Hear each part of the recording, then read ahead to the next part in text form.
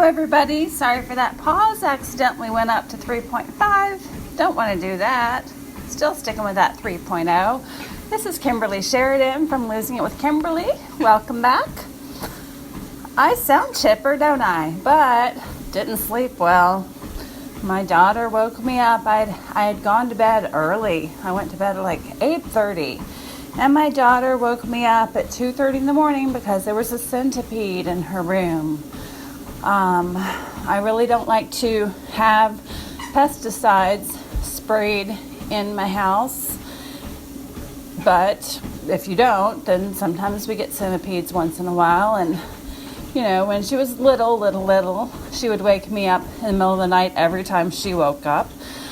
Since sleep is relatively imperative to me having a functional mental state and psychological state, dating back to postpartum depression, I stopped that when she was old enough to gather herself. I started telling herself, hey, you can't wake me up anymore just because you're awake. You can wake me up if you have a nightmare, right? So that was good, right? Whatever age that happened at. So she started just waking me up for nightmares. Then we got beyond that stage and got to the point where she could soothe herself after nightmares if she had any. However, now we're at the stage, she just turned 16 and we're at the stage where I still let her wake me up if there's a bug. Doesn't happen often, but it wasn't pleasant. I was awake for 2.5 hours afterwards. So I think today, at the time, I killed the bug, and then I think she said, I don't know what I'm going to do when I live on my own. I said, well, you're going to become brave. I don't like killing bugs either, but you're going to become brave and you're going to do it. So after being awake for 2.5 hours after this incident, I thought, okay, I think maybe today's the day we have a conversation about, I think you need to become brave now. No reason to wait until you're out on your own. I mean, she can do what I did, which is smush it with a shoe. So why shouldn't she be able to do that on her own? So 6 hours of sleep because I'd gone to bed so early. 2.5 hours laying in bed awake, praying to go back to sleep. Went back to sleep maybe for an hour and had a very deep dream about her, and a stressful one. So all in all, I don't know what the day will hold, but I'll probably be going to bed late tonight. I mean, not late, early. I started in the middle of that thought. I started thinking I'll probably end up needing a nap, but we'll see what happens. I'll try, if I get sleepy, to move around or take a walk or something to try to make it through, because I really don't like taking naps because it messes up my nighttime. And if I've got this whole nighttime thing down, that just serves me so much better. And again, for any of you that don't get a 6-hour chunk like I do typically, I feel for you. I just think that's the worst. So I really do feel for you, and hope that you find your way to navigate through, getting the sleep that you need, however it's pieced together, because I really do believe it's critical to pretty much everything in our life. I mean, it's critical to our mood and our physical functioning and our relationships, because it impacts our mood, which then can have the potential to either negatively impact our relationships, or maybe even if we're not a person that, takes it out on others, even if we're a person that holds it stable, it's still not bringing your all to your relationship if you're tired and grumpy and all your energy is focused on just, not exploding at others, or, just being a good person, a nice person to others, but you're not getting that part above the line that's, your joyful, normal, whatever, personal personality, so as I talk about every morning, sleep, critical. So I'm happy today that it was an arms day, not a legs day. I did do my lunges yesterday. I remembered before I went upstairs, so hey, there's a small victory. It won't last. That's a day-to-day thing, me remembering. But as long as I get it done, I guess it really doesn't matter whether I remember to do it right after the treadmill or not. But I did the lunges. Again, huffing and puffing. I mean, I'd say it's more difficult on my lungs to do the lunges than it is on my legs. It does hurt my legs. I mean, I shouldn't say hurt. It does make my muscles work. I haven't been sore from either arms or legs. So, just doing this one single set is not enough, I guess, to tell my body to release some lactic acid. But as you know, I'm not trying to win the awards here, just trying to ease my way into getting back into weight workouts. And right now, it's not only that I don't want to get into it, it's time for me. So I'm fine with what I'm doing now. I'll change it soon. I was thinking yesterday, right now I'm on arms one day, legs one day, doing a single set of one exercise for each. And I'll probably change it up to maybe do 2 exercises on each day for one for arms, 2 exercises for arms one day, 2 exercises for legs one day, in the next couple of weeks. So I'll be building on it. It's not like it's going to stay where it is, but it's where it is now, and I'm getting it done, and that's pretty much what I've committed to. So as long as I'm getting done what I've committed to, that makes me feel happy and successful. So yesterday was lunges. Today was arms, which was a compound move of bicep curl shoulder press with a 15-pound dumbbells, which are definitely the right weight for me because they do get hard around that 8th rep. They're hard before the 8th rep, honestly, but they're not the level of hard where I'm saying, how many more of these do I have? That's the level of hard I'm seeking you to be at around the 8th rep.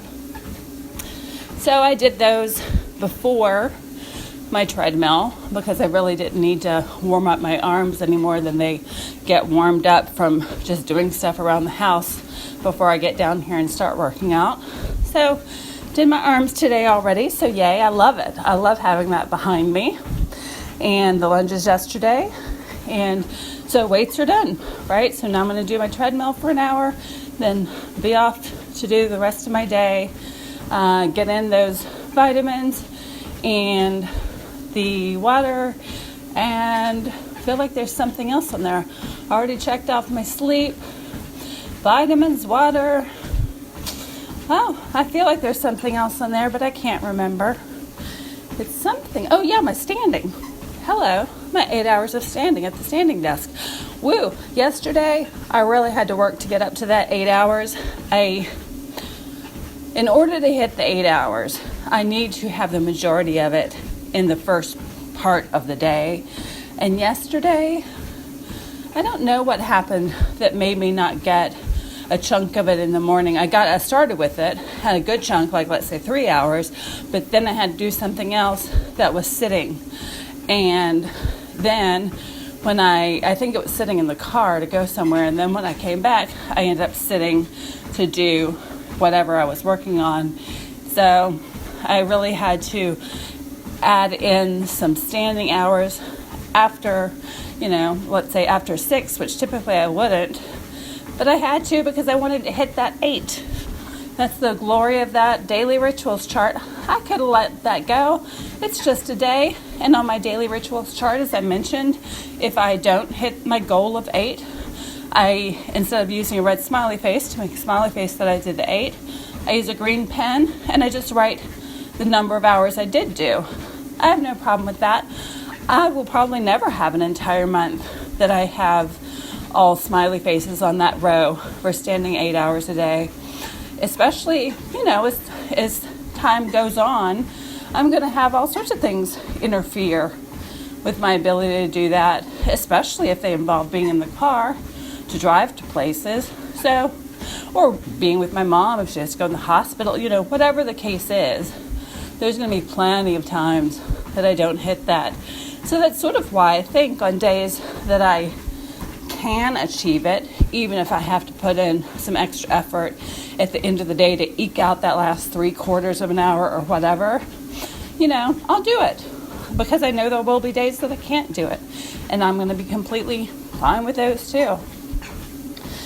So hopefully you also are finding that balance between holding yourself up to the standard that you set or the commitment that you made, but also not beating yourself up about not hitting it 100%. The goal is that 99.999. That's a mental kind of place I want you to be.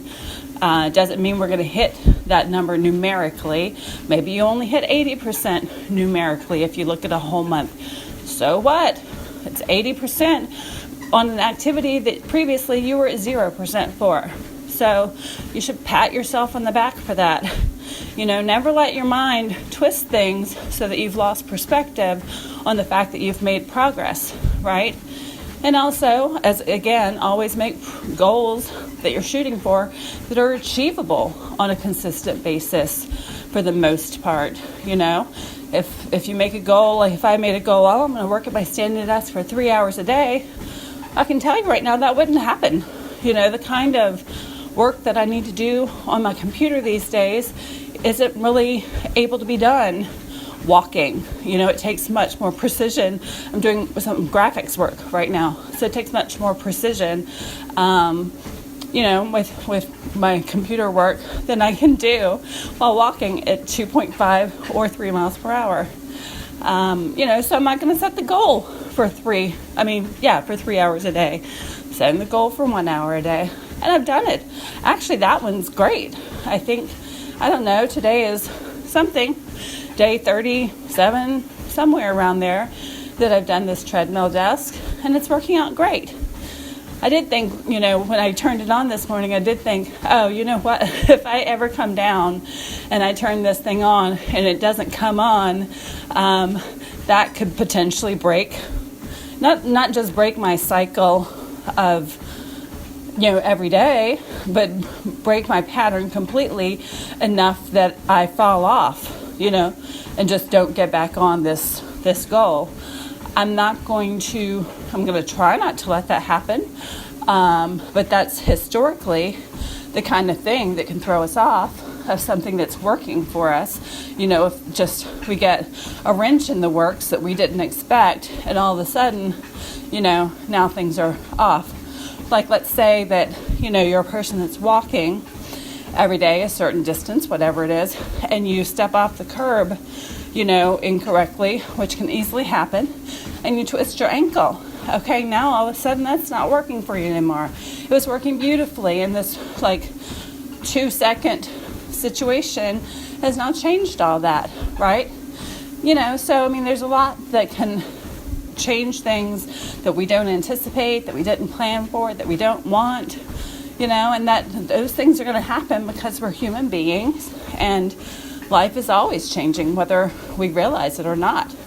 I do like the saying, you're either growing or you're dying, because I think it's true. There's nothing in nature that is stable, that is just in complete stasis where nothing is changing. It might be changing at such a microscopic level or at such a slow rate that we don't realize it's changing, but things are always changing. So, in terms of this program, one of the goals is that we're focused on making it change toward improvement and growth, right? It's like a plant. We're not ignoring our plant. We're making sure that it's getting the sun it needs, the shade it needs, the water it needs, the fertilizer it needs, whatever conditions, pH balance in the soil, whatever it needs to thrive. That's what we're doing for our bodies, as part of this program, working together. Yesterday I was actually thinking about this in terms of our bodies. I know I often talk about how we should really look at them and say, wow, body, you're amazing, because you can condition yourself to do more and improve your function just by challenging it a little more than it's been challenged before. And then our bodies adapt, So if you have been lifting something that's 5 pounds, and then you start expecting your body to lift something that's 6 pounds or 7 pounds, your body adapts to that. And then it's able to do that on a consistent basis. Then you ask it to lift something that's 8 pounds, 9 pounds, and again, over a little bit of time it adapts to that, and then you're able to increase again. I mean, that's pretty amazing. And the thing that, popped into my mind the other day, yesterday actually, was healing. So I was making this dish that I make that's one of my meal prep dishes that luckily I haven't gotten tired of. I really haven't had time to collect a lot of new meal prep dishes that I want to make. And sometimes you collect some and you make them and you're not as thrilled with them. I made one. I love chickpeas, but I made one with that had crunchy chickpeas as part of it, and they just didn't turn out crunchy. They turned out sort of chewy, and I don't know. I don't have the time to figure out why. I don't know if I didn't bake them long enough, even though I baked them longer than they said that I should. I'm not sure what happened there, but that's going to happen. But this other meal has been tried and true for me, and it's basically brown rice, black beans, corn, and then a chicken breast that I have coated in a taco seasoning and baked. So it's a skinless chicken breast coated in taco seasoning and baked, which gives it moisture because the taco seasoning has sort of created a crust on it, and then it gives it flavor because of the taco seasoning. And then I add a hot salsa, actually a ghost pepper salsa from Trader Joe's. So, it's a meal. I make all the brown rice once a week on the weekend on my meal prep day, and that goes in the refrigerator. And then I just use canned black beans and canned corn, and then the chicken breast, that I bake. Every time I make it, I do think about people who can't ingest a lot of salt. This particular one wouldn't be good in terms of that taco seasoning because I'm sure it's pretty high in sodium. But as far as I know, I don't have high blood pressure. I never have. Might now. When I go back to the doctor, I might be surprised by that. However, at this point, as far as I know, I don't have it. And so that's one of my meals. And I cut my thumb on the lid of the black beans. And, enough that it required me to put a Band-Aid on it. And then, whatever it has been, 2 or 3 days later, I don't have a cut anymore. It's healed up. And I keep thinking about it because I can still feel where it's, it's not fully healed back to a flat surface. However, it's mostly healed. It's totally closed up. And that reminded me of babies. How when babies are little, sometimes we have to put them in these cute little mittens so that they won't scratch themselves on the face, because when they're tiny they can't control their arm movements and their fingernails are growing like crazy because their bodies are just, cells are multiplying and their fingernails are growing like crazy, and so, can't control their arms. They end up scratching their own face, and so you put them in these little mittens.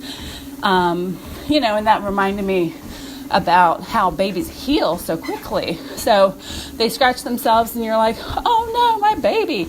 And I feel like, I want to say, by the end of the same day, the cut is healed, and we heal still, not at that rate, but it's sort of a miracle if you think about it, how our bodies heal themselves. And that's what we're doing with this program on a more macro level than a cut, right? Our body shows us that it heals itself in terms of cuts, and on a more macro level, we're working with bigger systems. We're working with our organs and our muscles and our tendons and our ligaments and our bones if you're doing impact exercises, and we're making progress and we're healing our bodies, as we go along on these improvements that we're making. So our bodies, any negative thoughts you have about your body, that's a whole different subject area that we'll talk about one day soon.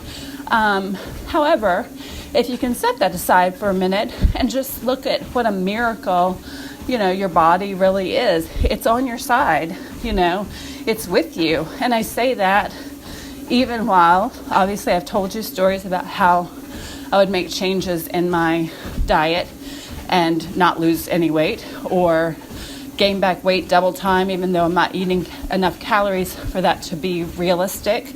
And I told you how my body turns against me. And I would get, when I was in severe stress, and get adrenal fatigue and muscle pain or muscle aches that were debilitating. And yeah, it does feel like your body's turned against you. And I think the people who have always struggled with their weight probably feel like their body is not their friend. And I do get that. But I think too that our bodies, are doing a lot of things right. If you look at the flip side of that picture, you can say, your body, your immune system is attacking your body, but it's trying to do its job. It's trying to protect you from things. It's just like things are off, and so for people who have struggled with their weight, there's probably something that's off. There's probably something that you need to see a doctor or a specialist about, because our bodies ideally are these beautiful biological systems that, if in balance, work perfectly, right? And so we're doing what we do here together, but this isn't the only thing that we necessarily need to be doing, right? We need to be perhaps considering going to the doctor. We need to be, right now, exercising. I haven't gotten into changing my own nutrition yet, and since this is a program about, going along on my journey with me, you might have changed your nutrition, but I haven't talked about it a lot yet because I'm not there yet. I certainly know a lot from my past. I have a lot of knowledge on it, but I'm not there yet in terms of present day, in terms of this is where I am on my journey. I'll be there relatively soon. I'm moving towards that. I saw a video of myself on my daughter's birthday as I was looking back through the video. And, it's shocking to see yourself on video. It's one thing to see yourself in the mirror, and it's another thing to see yourself in photos, and then I'm going to get ready to say that whole other thing to see yourself in video. And, it's not what I want to see. It can be a motivator or a demotivator, or both, really. Honestly, when I looked at it, I'm bummed. I feel, like if I was back in my heyday, I'd be able to know that I'll take these actions and it will lead to this result. So I could certifiably be here telling you, okay, my goal is to lose this many pounds by this date, and or to weigh this by this date. And back in my 20s and even all through my 30s, I could have achieved that. And now, based on the experiences I've had from 40 and above, I can't say that at all. I can't predict what changes will take place with my weight. I know that I will lose some weight if I change my eating enough, but how much is enough? I have no idea, right? So that really comes down to willingness, like how much am I willing to change my eating? Because it's true that when it comes to losing weight, the majority of it is eating. Some of you might listen to these recordings and not have exercise as part of your plan at all. I hope that you have movement as part of your plan, because for, a healthy fitness level, the guidelines that are put out by the U.S. government say, you should have 30 minutes of movement that raises your heart rate 30 minutes or more most days, right? And so I hope that you have movement just for your general health. But if you're here really focusing on weight loss, most of that's done, as they say, in the kitchen. Certainly, if you work out with weights and you increase your muscle mass, that will help you lose weight in addition. But still, most of your weight loss is in the kitchen. And so it's about what you're willing to do. So in the old days, I was more than willing to go to 1,200 well, I shouldn't say more than willing. I've resisted like everybody else does. But once my motivation to lose weight was high enough, I was more than willing to go to 1,200 calories a day. However, that's for a period of time when, if that was going to get me the desired result, that's great. And then if I was going to be able to maintain it, eating a normal diet without a ton of junk food, but some, snacks once in a while, that's great. But in the last decade, that hasn't been my experience. Not only have I not lost sometimes when I went to 1,200, but I've regained at 1,700 calories a day, which should be, 1,700 should be easily maintainable. But I've started gaining weight at that rate. And that's part of my problem right now, is that I have had that as my most recent experience for more than once, at least a couple times in the last decade that I've tried to lose weight. And that's not very motivating, right? Because it's unrealistic that I'm going to stay at 1,200 calories a day for the rest of my life. And that was with working out 5 to 6 times a day pretty hard. So it's just an unrealistic lifestyle, that includes no pleasure in it and a lot of time committed to working out. When I was back in ages 38 to 40, when I weighed 132, I was really fit. I was eating 1,200 calories a day to lose weight. And I was working out, I remember calculating it, I was working out 7.5 hours a week. And I remember thinking, this was right before I had to lay the person off at work, the recession hit, blah, blah, blah. But I remember thinking, I bet I could back my workouts down to 4.5 hours a week and still maintain this same, strength level and still maintain, the same physique. And I was going to try that right before, my world melted. And I think that that's true. At that point, I believe that I could have done that. So I wouldn't have had to have continued putting in as much time at the gym in order to maintain that, right? There would be a difference between what I did to lose and what I did to maintain. Versus looking at a future, I do have hope that my changes that I make now might be different than some of my experiences of the last decade. I may or may not have a hypothyroid condition, but I certainly don't have the massive levels of stress producing cortisol in my body that I did when I was going down to my mother's house to care for her. I certainly don't have adrenal fatigue that I did then. I certainly don't have body aches like I did then that were, both adrenal fatigue and body aches were debilitating to live a human normal life of a day, much less work. I don't have those things now on a regular basis. Don't have the adrenal fatigue at all. And I rarely, at this point, have the muscle aches. I think if something massively stressful happens, the muscle aches do come back. But they're not a normal part of my day or life. So there's one part of me that has hope, right? That things will be different this time. There's a big part of me that knows what worked in the past, when I was younger. That's fine. Maybe that's changed because of age. That's fine. I can easily accept that. Ultimately, what I want is to be able to live a normal life. So if I have to make sacrifices, let's say for, 8 months or a year to lose weight and to get into shape, willing to do that, fully willing to do that. If then, after that, I can go to a maintenance mode where, I'm able to eat out once in a while. What if I was able to eat healthy all during the week, maybe 2 days a week, have a snack that's not a healthy snack, quote unquote healthy snack, and on the weekend I was able to eat out once, right? To me, that seems like a very reasonable lifestyle that's not excessive, that's still, not a free-for-all where I get to eat all these snacks every day, right? But still, it's reasonable.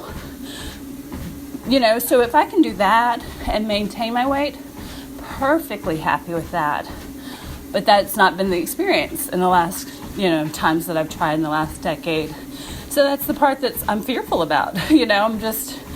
I'm not willing to be a person that never eats out, never doesn't have a social life with friends or with dating, never eats a snack that's not a healthy snack like an apple or small handful of nuts, no, because I do find pleasure in food, so it really does become like a balance between, what your goal is or what your vision is or your dream is, whatever it is, however you want to define it, what your willingness is in terms of what are you willing to sacrifice, because it does take sacrifice.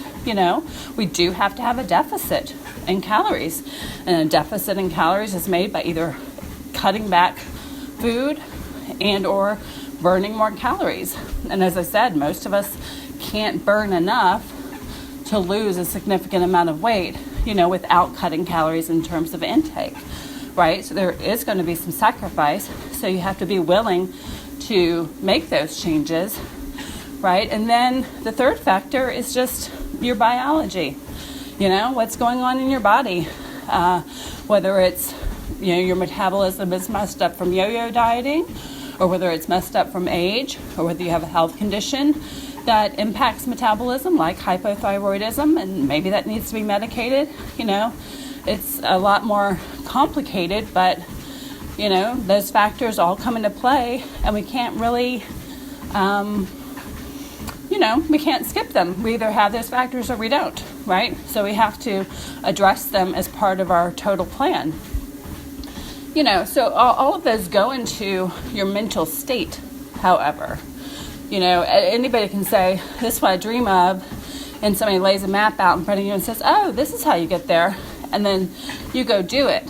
I mean, that's what I was in my 20s and 30s. That's the simplest of the plans, right? But then if there's a lot of other factors coming in that you don't feel like you have control over, that's when it's very disconcerting and can really take the rug out from under your feet in terms of your mental state and your motivation, and that's a big piece of what makes all this work. It's great to have information, right, as a foundation. We all have access to all the information we'd ever need online. It's great to have a plan, right, or a program that helps a ton of people to have a program to follow. That's great. But then you've also got all these other factors, that you have to consider that are impacting your own personal motivation. Not only physical factors, but also environmental, the people around you, how things that you read on, social media impact you, all sorts of things that are coming in. If you, like me, happen to see yourself on your daughter's birthday video, that's got an impact, whether it's positive or negative. For me, it felt negative, but ultimately, it'll probably be positive, to fuel my change in terms of, I sort of have the opposite of a person who looks at themselves in the mirror and, I'm a person who I see what's there. There's no dysmorphia in terms of what I see, but when I'm not looking in a mirror, and I'm not feeling adrenal fatigue or muscle aches, I don't necessarily feel my current state, how much I weigh, my lack of strength, my lack of energy. If those things aren't being shown to me, like walking upstairs and getting out of breath, if it's not giving me direct evidence in the moment, I sort of forget, my current physical state. And I don't want to forget it because it's truly reflective, of some health conditions that could impact my lifespan, So for me, seeing myself on video actually ultimately is going to be motivational. But it's not the only piece. As I talked about, there's a lot of pieces that go into it. Believing something is possible for you is a big piece. And as I mentioned on a different audio, to prove or disprove a belief, you have to take action and let the results be what they are. And that will help you either reinforce a belief or to break a belief.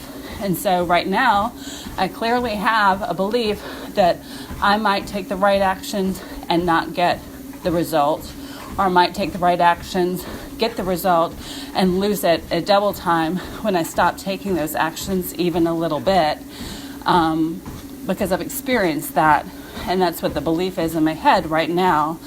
Fortunately, I've got a history that questions that belief.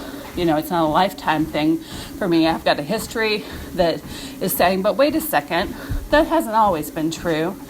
So I think that that's going to be the piece that makes me try, that motivates me to try to make these changes and go, look, the circumstances were different before. Maybe it won't be, it's been different for you before. You've succeeded before with this path. Maybe this time it will work differently because things have changed for you than they were this last couple of times. And that's your logical, rational mind. And you need that, right? I need that. That is what motivates the change to make you take actions. However, that it's not the voice that will change your beliefs. What will change your beliefs is proving it right or proving it wrong. And the only way you can do it is through taking the actions and getting the results that you can look at, right? So the logical voice is great. I need it. I need it to motivate me to make the change. But that's, I need the results to show me what the reality is so I can break some of these old beliefs that are sort of dragging me down, right? Once those beliefs are broken, it's sort of like the looking at the past and say, hey, it's worked for you before. That's like the gas, right? That's propelling me forward to try again. The beliefs that were established from these last couple times of failed attempts were not failed attempts because I did the right things and didn't get the result. But the beliefs that were established during that are like, a rope that's tied around my waist. So I have the fuel of my past successes, trying to propel me forward, but I've got these negative beliefs from the past decade that are like a rope tied around my waist, pulling me backwards, right? So I've got something extra to fight against, and I'm sure many of you do too. And so if I can use my successes from the past to propel myself forward, even though I'm being pulled back by this rope, ultimately, if I'm able to get some positive results out of it now, because things are different, that I will be able to break those beliefs, and then it's going to become even easier to continue forward because that rope will no longer be tied around my waist, pulling me backwards. So it's sort of like a hump I need to get over. And, because any weight loss, for most of us, a healthy weight loss is 1 to 2 pounds a week. And especially in this age bracket, in my 50s, low 50s, I probably won't get the 2 pounds at all. 1 pound a week is probably the most I'm going to be able to wish for. So it's going to take a while to see that on a scale. Our weight can vary from day to day, obviously. And so it's going to take a while to see enough on the scale that I'll be able to say, hey, this actually is going to work for me. And that rope, that's holding around my waist of the negative beliefs will be broken. And that point forward, I'll be able to, go faster. I won't lose faster, but my motivation is just going to be, able to pull me forward much more easily. So I'm sure that all of you listening, you have your own story, right? That probably looks very different than mine. But what we all share is that we need the motivation to make a change, and we need the willingness to make the sacrifices that are necessary to make that change happen. So let's all focus on those things today. Look at your real story. Look at what's really gone on in your life in the past and what needs to happen to make changes going forward. And if you need to, like me, start with baby steps. Maybe even if your goal is weight loss, don't focus on that. I'm not focused on weight loss at all right now. I've been walking on the treadmill, for, I can't remember what I said earlier, 37, 38 days for an hour, standing at a standing desk for 8 hours a day for now, I think maybe 2 months. I'm not sure. None of that is for losing weight, and I haven't lost any weight, and I haven't changed my diet, I've still been eating junk food, and I would almost want to say because of something that's stressing me out in my life right now, I've been eating more junk food, but I haven't gained weight. But the focus isn't at all on losing weight right now.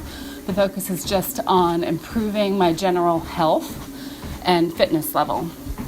And some of you might be there. Some of you might have already been on this path with me the whole time, lost 10 pounds because your focus was on losing weight, and that's great. That's not what you're focused on, now for your next change, or maybe you're still focused on that. That's the one thing that you're on, and you're on that path, and that's great.